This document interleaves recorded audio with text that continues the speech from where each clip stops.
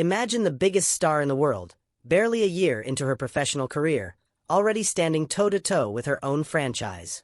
No noise, no theatrics. Just a quiet ultimatum that sent shock waves across the league. It sounds like a script from a basketball fever dream. Yet this is the very real storm gripping the WNBA. The reports are impossible to ignore. Caitlin Clark, the Indiana Fever's radiant new cornerstone, isn't simply their lead guard anymore. She's a gravitational force changing the orbit of everyone around her. And now, sources say she's delivered an unmistakable warning. Keep 2 specific teammates, or risk losing me. At first glance, it reads like a story about friendship, about a young star protecting the people she trusts. But dig deeper, and the tone darkens. This is a calculated act of leverage, the kind of move reserved for seasoned superstars with trophy cases to back them up.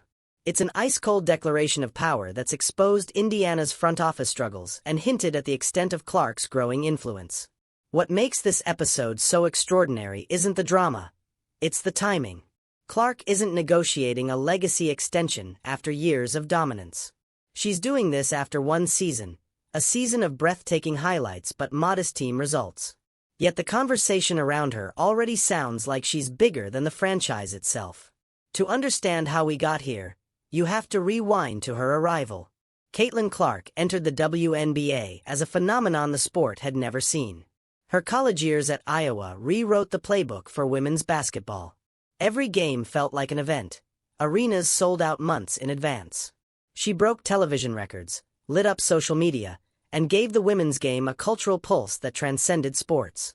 When the Fever won the lottery and selected her first overall, expectations didn't just rise, they detonated.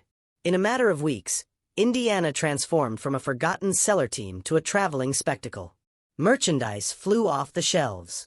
Ticket lines snaked around blocks. National broadcasts doubled their ratings overnight. Clark wasn't just a rookie, she was a movement. Her effect on revenue, attendance, and media coverage was seismic, something the league hadn't experienced since its inception. But cultural capital is a strange currency. Once a player realizes its power, it quickly turns into leverage. And that's exactly what's happening now. Traditionally, influence of this magnitude belongs to veterans who've collected rings and MVPs. Clark bypassed that timeline entirely. She skipped straight to the executive tier of stardom, wielding the kind of sway that forces front offices to listen. It's not earned through championships, it's pure market gravity. She knows that the Fever's identity, their ticket sales, even the league's national momentum, are tied directly to her name. And right as the season ended, that leverage collided with financial reality. Only 3 Fever players, Clark, Aaliyah Boston, and Michaela Timpson, have guaranteed contracts beyond next season. Everyone else is adrift in free agency, including 2 locker room favorites, Lexi Hull and Sophie Cunningham. The front office publicly vowed to bring everyone back, but behind closed doors, the calculators were already out. The numbers were brutal. The WNBA salary cap for 2025 sits around $1.46 million. Yes, for the entire 12-player roster. The maximum salary for a superstar barely clears $241,000. Many players make a fraction of that and supplement their income overseas. Compared to the NBA's financial galaxy, the disparity borders on surreal. In that world, every contract decision matters. Keeping one rotation player can mean losing another. And that's where the Fever hit their wall. To afford extensions for rising stars while maintaining cap flexibility, someone had to go. The whispers began. Lexi Hull, the hard-working sharpshooter who had blossomed into a defensive anchor, was on the chopping block. As a restricted free agent, Indiana could match any offer, but insiders say they planned not to. It was a quiet cost-cutting maneuver, the kind of move small market teams make when cornered by the math. But basketball isn't just numbers, it's relationships. Clark had seen what Hull brought to the floor: spacing, hustle, chemistry. She knew the value wasn't in stats but in trust. And when management hinted that Hull might walk, that trust snapped. Suddenly, a storm started brewing behind closed doors. Clark's camp, normally tight-lipped, began pressing the issue. Not just about Hull, but also Sophie Cunningham, the fiery veteran who'd arrived mid-season from Phoenix, instantly syncing with Clark's style and energy. The trio had clicked like they'd been teammates for years, building a rhythm that fueled the Fever's resurgence. Now, both of Clark's allies were dangling on the edge of free agency. And for the young superstar, that wasn't negotiable. Inside sources say what came next was less a conversation and more a command. Clark wanted the Fever to secure her circle, no matter the cost. The message reached General Manager Amber Cox loud and clear. It wasn't sugar-coated. If the team let Hull or Cunningham walk, they risked losing far more than 2 role players. They risked alienating the most valuable asset in women's basketball. And this didn't happen in the emotional chaos of mid-season. It happened during the cold, analytical quiet of the off-season, precisely when front offices expect to have full control. Clark flipped that script completely. She didn't wait for offers to come in or negotiations to unfold. She preempted them, drawing a line in the sand before the market even opened. That's not player input. That's player governance. The shock around the league was immediate. Reporters compared the move to LeBron James's early days of player empowerment, when his decisions reshaped entire franchises. The idea that a second-year WNBA player could command the same respect and fear felt unthinkable just a few years ago. But here we are. Clark's demand wasn't about sentimentality. It was about system control. She knows exactly what kind of roster she thrives in. Shooters who create space, defenders who absorb pressure, and teammates who instinctively move around her passing lanes. Hull and Cunningham fit that mold perfectly. They're not superstars. They're specialists who amplify hers. What Clark essentially told management was, "I know what works. Don't mess with it." The Fever now faced a dilemma that went far beyond contracts. To keep Clark happy, they'd have to reshuffle salaries and potentially sacrifice a key veteran, Kelsey Mitchell, the team's leading scorer and longest-tenured player. Mitchell's story is almost poetic in its tragedy. Drafted in 2018, she endured the franchise's darkest years. Through losing seasons and coaching changes, she remained the team's constant. A 17 points per game scorer, the quiet professional who kept the locker room together. She was the face of Indiana before Clark arrived. But basketball has a cruel way of rewriting hierarchies. Now, Mitchell's stability conflicts with Clark's preferred chemistry. The cap can't support both priorities. To preserve the Trace Letches trio, management might have to cut into Mitchell's deal or risk losing her entirely. That's the unseen cost of star power. Every demand has a ripple. Kelsey Mitchell's predicament became the emotional core of the Fever's brewing crisis. For 6 years, she had been the franchise's beating heart. Quietly loyal, relentlessly productive, the one constant through years of mediocrity. She was the player fans leaned on before anyone had ever heard of Caitlin Clark. Her jersey was the one kids wore long before the sellout crowds arrived. But professional sports don't reward sentiment. They reward influence. And Clark's influence had become something different, something transcendent. Mitchell's numbers, leadership, and loyalty were solid, but they weren't driving national broadcasts or doubling ticket sales. Clark was. And that economic reality rewrote the team's hierarchy overnight. Within the Fever's offices, the conversation turned clinical. Could they justify paying Mitchell's veteran salary while committing to re-sign both Hull and Cunningham? Could they preserve chemistry for one player's preference while still honoring the team's foundation? The uncomfortable answer was no. Not without sacrifice. That's when the whispers turned to panic. If the Fever bent entirely to Clark's demands, they would set a precedent that could haunt the franchise for years. But if they resisted, they risked the wrath of their star, a player so important that her unhappiness could tank not only the team's morale, but the league's entire marketing engine. It was a lose-lose scenario. What made this moment even more volatile was the league's broader instability. The WNBA was already standing on a financial fault line. The collective bargaining agreement, the CBA, was set to expire at the end of the next season. And with that expiration came a wave of uncertainty. Would there be a lockout? Would the salary cap change? Would there even be a 2026 season? Front offices across the league were paralyzed.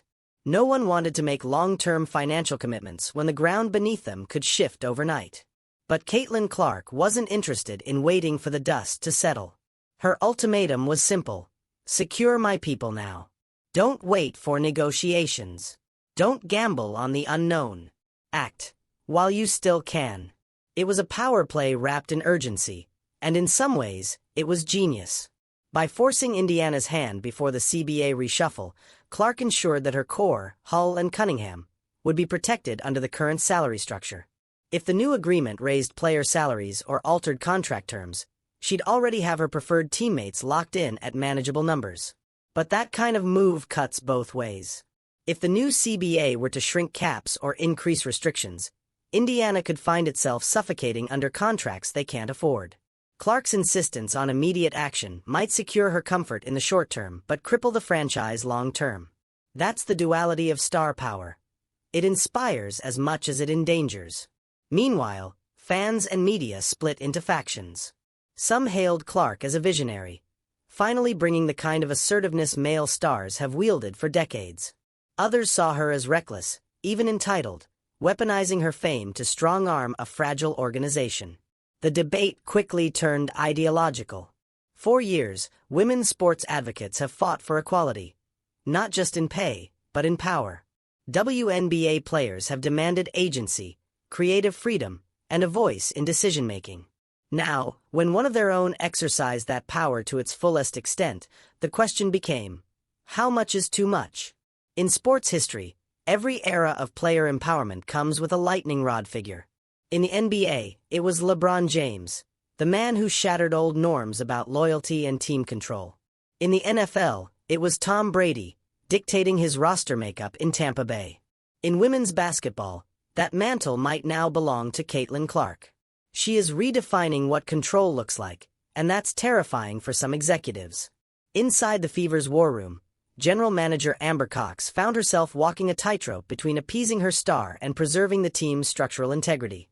Multiple sources describe the meetings as tense but measured, the kind of corporate politeness that barely masks existential panic. Cox had two voices in her ear, the pragmatist and the realist. The pragmatist said, "We can't let one player dictate policy." The realist whispered, "If that player leaves, everything collapses." That whisper always wins. So the front office bent, not completely, but enough to signal submission. They began renegotiating terms with Hull and Cunningham's representatives, exploring incentive-based extensions that would technically fit under the cap. It was a compromise born of fear disguised as strategy. And yet, from the outside, Clark's camp looked victorious. She'd flexed her leverage, disrupted an entire off-season blueprint, and reminded the league who really moves the needle. But even Clark's biggest supporters could sense the growing cost. The Fever's locker room chemistry, once a bright story of camaraderie and youth, was shifting. Players weren't blind. They saw who held the power now. When decisions about teammates, salaries, and futures are decided by one voice, trust inevitably fractures. No matter how beloved a star is, leadership by force always leaves cracks. That's what makes this saga so fascinating. It isn't just about money or contracts, it's about a generational collision of ideals. Clark represents the modern athlete in its purest form. Media-savvy, brand-conscious, self-assured, unafraid to assert control. She's the product of an era where visibility equals power, and power equals mobility. But the WNBA, as a league, is still learning how to handle that kind of force. It was built on collectivism, on sisterhood, equality, and shared struggle. Its stars have long prided themselves on unity over ego. Clark's rise threatens to rewrite that unwritten code. Because when one player becomes the sun, everyone else inevitably orbits. That's not arrogance, it's physics. Still, behind every revolution lies uncertainty. Clark's influence has already inspired other young players to think differently about their value. Agents have begun referencing her example in negotiations. If Caitlin can have a say in roster decisions, why shouldn't my client? It's a ripple effect the league can't ignore. Some insiders quietly applaud her, arguing that women's sports need this kind of disruption. The WNBA's visibility boom over the last 2 years didn't come from traditional marketing. It came from individual stars owning their narratives, building audiences on their terms. Clark is simply extending that philosophy into management. But to others, this feels like a dangerous shift toward celebrity over substance. They worry that the league's identity, its balance between competition and community, is being replaced by a hierarchy where stardom eclipses teamwork. And at the center of it all, Indiana must make an impossible choice: protect the brand or protect the team. Each decision carries risk. Keep Hull and Cunningham, and you might alienate veterans like Mitchell. Cut them, and you risk alienating Clark herself. Either path could destabilize the franchise. Yet, in a strange way, this entire saga is proof of how far women's basketball has come. 10 years ago, the idea of a WNBA player wielding this level of influence would have been laughable. Contracts were short, media coverage minimal, and players had little leverage. Now, one athlete's opinion can reroute millions of dollars and dominate headlines for weeks. That's evolution, chaotic, messy, but undeniably progress. As the days passed, the story grew beyond Indiana. Other franchises began to watch closely. Team owners and general managers whispered in private meetings, trying to decide what this meant for them. Would every future star expect this kind of control? Would rookies now enter the league with agents armed not just with stat sheets but influence metrics, social reach, brand impact, cultural sway? The WNBA, for all its growth, still operates in fragile balance. Attendance is climbing, yes. Sponsorships are rising, yes. But profitability remains elusive. Most teams depend heavily on NBA backing or local subsidies. In that kind of ecosystem, a player like Clark is both a blessing and a risk. She sells out arenas, drives TV deals, and boosts visibility. But she also demands a level of agency that challenges the system itself. And perhaps that's what makes this so significant. Clark isn't just shaping her team, she's accelerating the league's transformation. Her insistence that the Fever commit early to her preferred core forced executives to confront the uncomfortable truth.